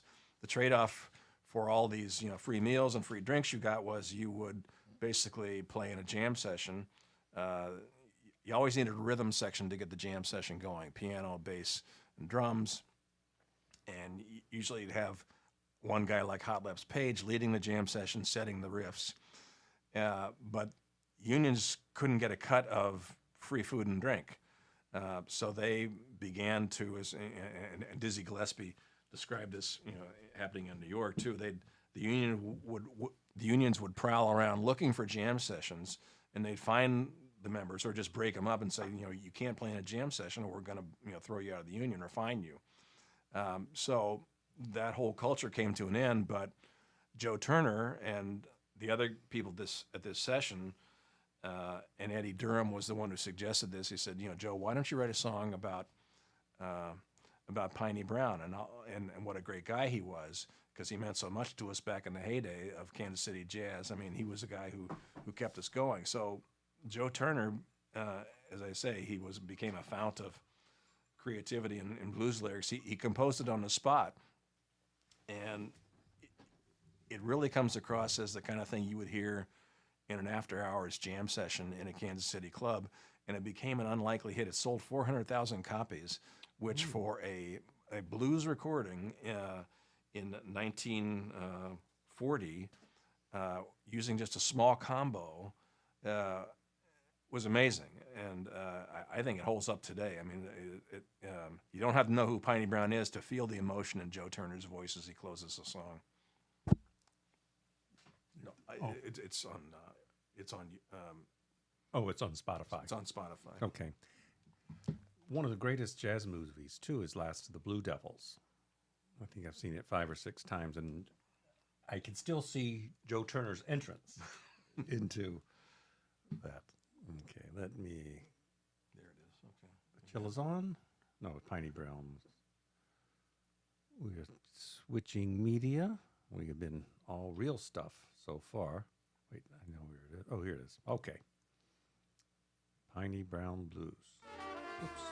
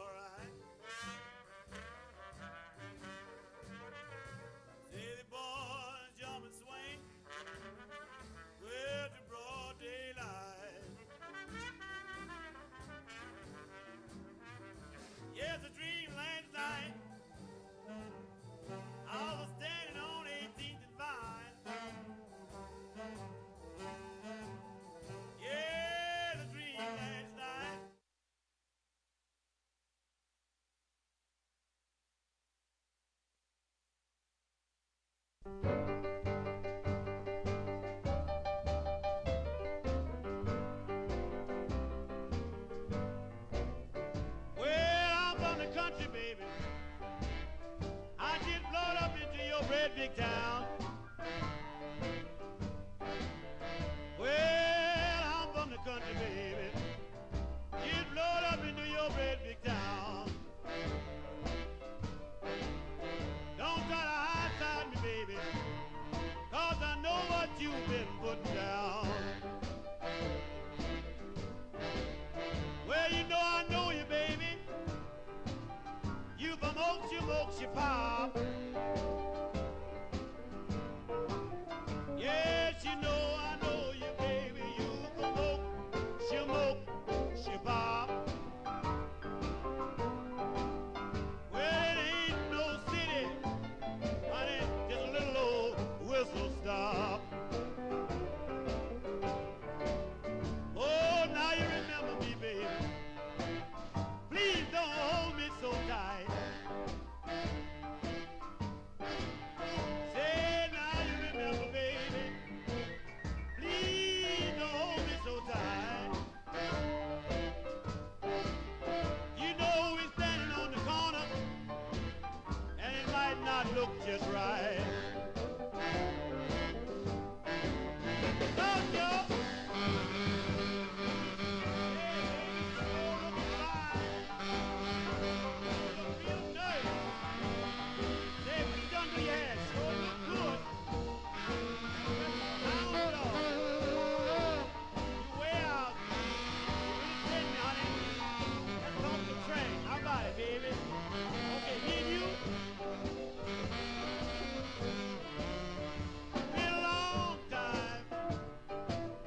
Since I carried your books to school. Yeah, it's been a long time, baby, since I carried your books to school. We used to have so much fun riding home on Grandpa's mule. Now step into my roadmaster, baby. This time we're gonna ride in class. Yeah, step into my roadmaster, baby. This time we're gonna ride in class. We're gonna talk about the future and forget about the past. Don't you run smooth, baby? D82.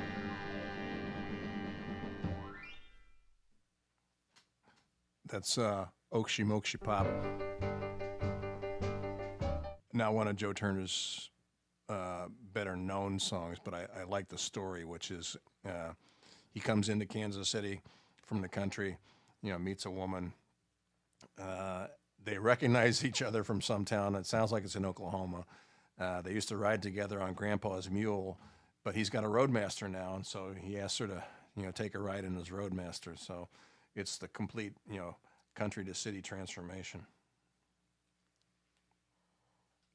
Terrific selections. My guest, as you know, is Con Chapman, author of many books. Even, can we plug his Red Sox book? My New York folks have gone, so we won't talk about it. KC Jazz, A Little Evil Will Do You Good. And how can people get this book? It's it's an academic publisher, a British publisher. I shopped it around in the U.S. and without success. And there's a fellow in England, Alan Shipton, who's a very widely known jazz critic and author of a gigantic jazz dictionary. And he started a line of books out of Equinox Publishing, which is in Sheffield. So not getting a lot of distribution in the U.S., but it's available on all the Amazon, Barnes & Noble, so on and so forth. Or you can obviously order at your local bookseller if you have an aversion to making Jeff Bezos richer. Right on.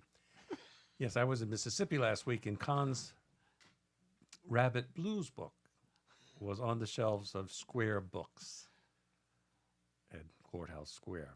one of the finest independent bookstores. I think they've been around for I think since 1979. There was actually a profile of the New Yorker magazine about the owners of that store. So, moving on, we're going to go to Jay McShann now. Well, I feel a special affinity for Jay McShann because he had two older sisters who got piano lessons and he didn't, just as I did. And he was self-taught just as I am, and he's a much better piano player than I am. But interesting story, he tagged along when one of his sisters was going to her piano lesson, and the piano teacher gave his sister an exercise, and she went off in the kitchen, and she heard, the practice piece being performed correctly, and she said, "That's very good." And she came back in the room, and it was Jay playing the piano by ear. And his history is, again, it's interesting because he got very far without a whole lot of musical training. He auditioned for one band in Arkansas, and he couldn't read music, but he could play just about anything by ear. I mean, he's not at the Errol Garner level. Errol, as you may know, didn't read music, but could play anything by ear. Harmonically, he's not at that level. On the other hand, he's playing with his territory band in Arkansas, and they get through. He's saying, "Oh, you're great. This is terrific." And they put some sheet music in front of him, and they got the point where he was supposed to be playing a piano break, and he wasn't playing anything. And everyone else goes, "What's the matter?" He goes, I can't read music. He was just playing along, basically improvising. He eventually got a band together, sort of by hook and by crook. He came to Kansas City from Oklahoma. He was from Muskogee, Oklahoma. He was on his way to Omaha, Nebraska, where an uncle lived, and he stopped in to hear Count Basie, and Count Basie had just left town. Count Basie was on his way to New York and fame and fortune. Jay was sort of next in line of this progression of pianists we've been talking about from Scott Joplin on. And a friend said, "Man, you don't want to go to, what are you going to Nebraska for? Stay here. This is where all the action is." And so McShann stayed in town, and he began to pick up piano jobs. He was really kind of a rube. The first night he sat down in one of the Kansas City speakeasies, they said, "You got to try this drink of ours. It's terrific. We put it's like half whiskey and half beer, or it's half gin and half beer." And he got his nickname because he drank 3 of these and they served them in cans. Everything was catch as catch can in the speakeasies. He drank 3 of them. They said, "Okay, let's get up and play," and he couldn't stand up. And they all said, "Well, you're hooted with liquor." So he got the nickname Hootie. But anyway, he began to, by force of personality and by force of organizational skills and his own sort of native musical intelligence, he began to attract musicians, played around him. He was the first to lead a band in what was the first shopping center in America, Country Club Plaza. I know we think of Shoppers Plaza here as being the first, but I believe Country Club Plaza was the first. And he actually got, which was a major accomplishment that primarily built for white shoppers, and he got a gig at a club there. And he also began to play at white country club dances, and he met a man who had been Basie's patron. So Count Basie had a patron who would they would rent pianos by the hour. And his white patron, who was an insurance executive, would come in and sort of jam with Basie. When Basie left town, he was looking for new talent, and he got in touch with McShann, and they did the same thing. And this insurance executive got him jobs at white country clubs where he was making more money than he'd ever made before. He played one country club dance, played for 3 hours. Country club manager comes up to him and says, how much do I owe you? And he didn't know what to say because he thought all he was going to get was tips. And they gave him $100, and he thought he'd died and gone to heaven. So the insurance executive, Walter Bales, eventually said, "Look, I'll bankroll you and we'll get a band together, and you can be a band leader. And so Jay set out on recruiting trips into the northern Midwest, up to Nebraska. There was a minor league jazz scene, and he'd scout things out and sit in the clubs, and he'd buy musicians a drink. If he heard an alto saxophonist he liked, he'd buy him a drink at the break and say, "Hey, why are you playing for this guy Rook Gans, who's like a very minor league band leader? You ought to come back to Kansas City with me." And the local band leaders kind of got hip to what was happening. Said, you got to watch out for this guy McShann. He's trying to steal our musicians. And they all said, "Oh, please, who is this guy? We never heard of him." But with Bale's money, he was able to put together a band, and Bales actually went to the trouble of, and I can't imagine a businessman getting away with this today. He told his insurance company, "Look, I'm going to give this guy Jay McShann, I'm going to give him some credit. So if he comes in and says he needs money, I want you to pay him." So McShann got back from one of these recruiting trips and shows up at the bank. The guard looks at him kind of like, what the hell's going on? And as you can imagine, it looked kind of suspicious. And he went up to the teller and said, I'm supposed to be able to get $100 on Mr. Bales' account. And they had to call this guy Bales, and he said, "Yes, he's okay. That's the guy. He's my band leader."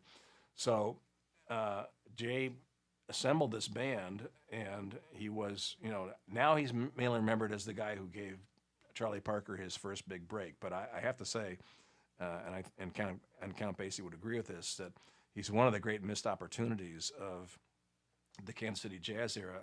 As Basie said, we had to get out of town because Jay McShann was breathing down our neck. And I think some of their stuff is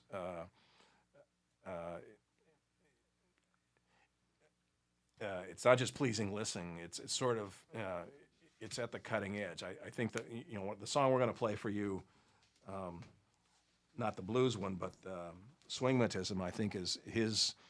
It's the equivalent for Jay of Coco to Duke Ellington, and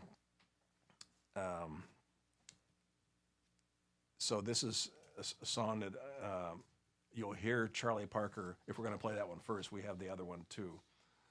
So the problem for McShann was, as with many of these band leaders, they were torn between doing the revolutionary stuff and doing what was popular. And they had a big hit with "Confessin' the Blues," which was sung by Walter Brown, and their A&R man, the artist and repertoire man, wanted them to stick to that, but Jay was really pushing the boundaries. And when he got Charlie Parker into band, that's when they really turned, I think, the music world around, because what had been just swing before now became swing with the bop stylings that you hear Charlie beginning to play.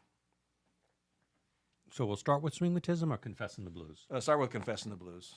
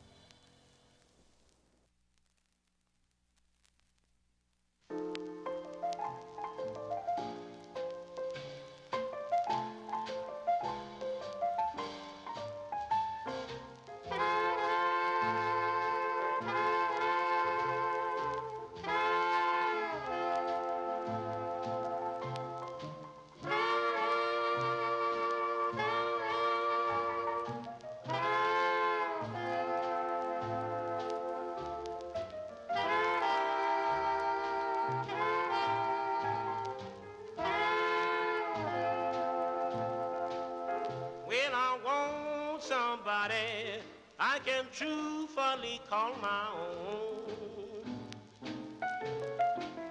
When I want somebody I can truthfully call my own. So I can stop drifting and settle down in some happy home. it's hard when you're Roma, being passed from hand to hand. Well, it's hard when you're Roma, being passed from hand to hand. I'm not that type of fellow, I'm just a one-woman's man.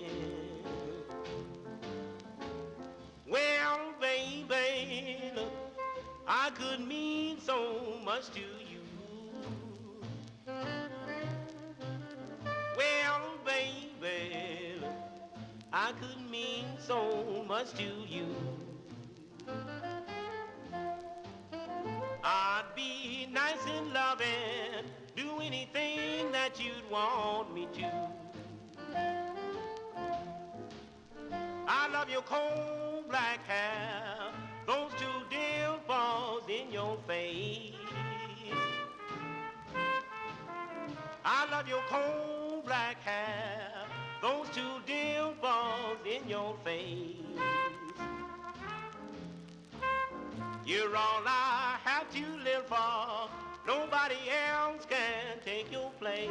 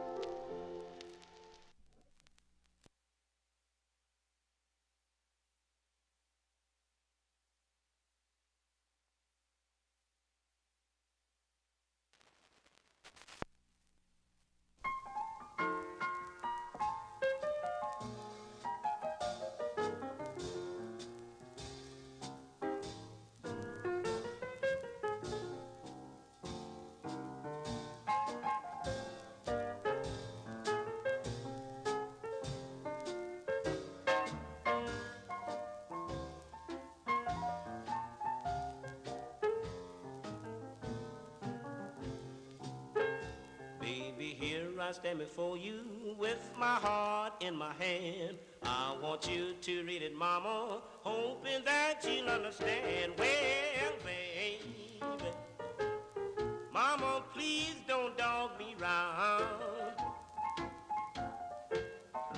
I'd rather love you, baby, than anyone else I know in town. Because you're so nice and loving, and you have such pleasing ways. If you take me to your home, be there the rest of my days. That's the truth, mama. Well, you know I wouldn't lie if I don't love you, baby. Well, I swear I hope to die. Well, baby, don't you want a man like me?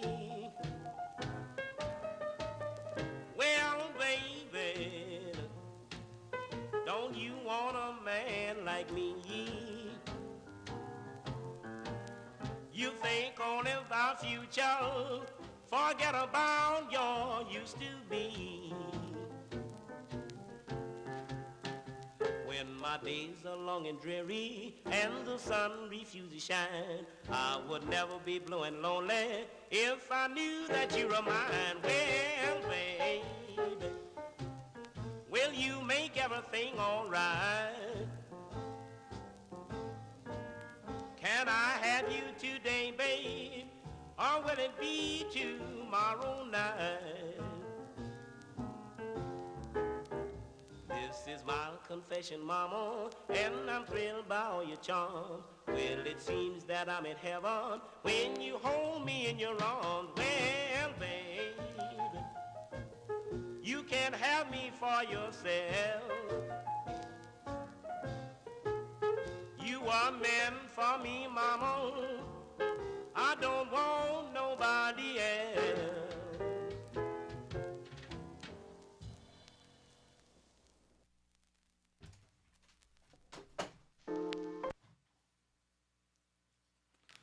So that was, we played two Jay McShann, Walter Brown vocals.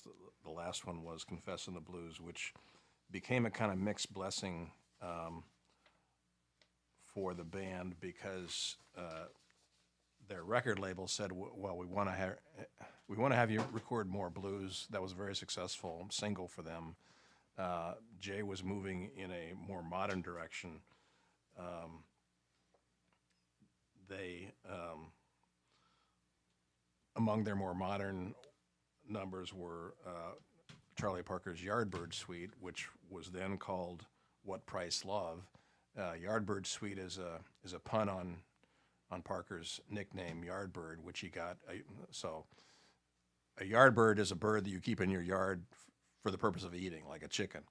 And Charlie knew that very well from growing up in an area where that you raised your food and then you killed it and then you ate it. So one night on a bus trip with McShann into Nebraska, the bus hit a chicken, and Charlie said, "Stop the bus." And he went out and got the chicken, and they took it on to the next job, and Parker had the chicken cooked, so he got the name Yardbird. So Yardbird Suite is a pun. Charlie Parker, as you may or may not know, was a big fan of modernist classical music, and especially Stravinsky's Firebird Suite. So he changed the name of What Price Love to Yardbird Suite in honor of his love of chicken and Igor Stravinsky. And speaking of Charlie Parker, we're going to hear some pieces now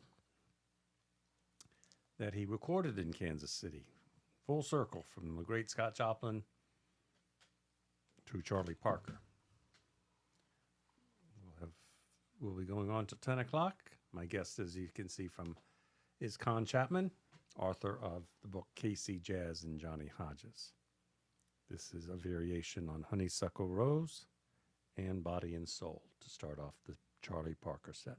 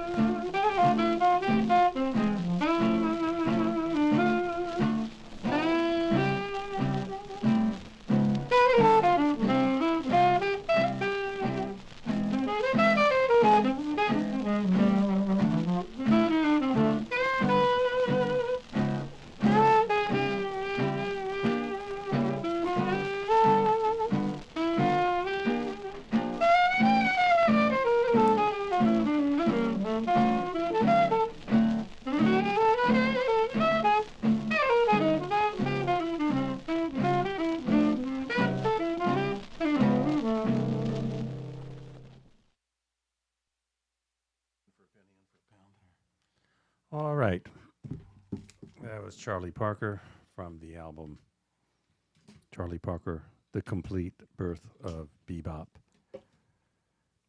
Recorded in Kansas City in the early 1940s, we heard a variation on Honeysuckle Rose, followed by Body and Soul, and then we heard Cherokee and the last piece, My Heart Tells Me, Should I Believe My Heart? Fantastic stuff. Well, I want to thank Cliff Bodenweiser, helping with the engineering from afar, and thanks to all the participants and congregants. But most thanks to Con Chapman. It was fun. Did a wonderful job curating, and again, his book, Con Chapman, Kansas City Jazz, A Little Evil Will Do You Good. So, a great, great read. Thank you, David. So this will be it until September for me here on the Hot Club, taking a hiatus, and I'll be back in September with the trumpet player John Mulcairn.